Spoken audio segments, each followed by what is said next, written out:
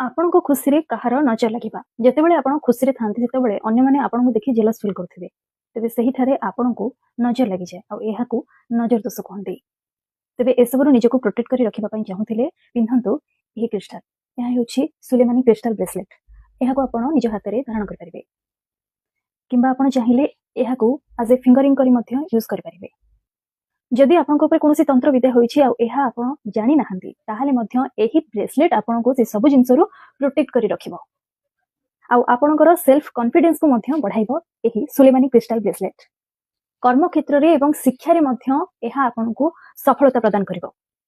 ଯଦି ଆପଣଙ୍କର ଜାତକରେ ଶନି ରାହୁ କେତୁ ଖରାପ ସ୍ଥିତିରେ ଅଛନ୍ତି ଏବଂ ସେମାନଙ୍କ ଦ୍ୱାରା ଆପଣ ନେଗେଟିଭ ଇଫେକ୍ଟ ପାଉଛନ୍ତି ତାହେଲେ ମଧ୍ୟ ବି ଆପଣ ଏହି କ୍ରିଷ୍ଟାଲକୁ ପିନ୍ଧି ପାରିବେ।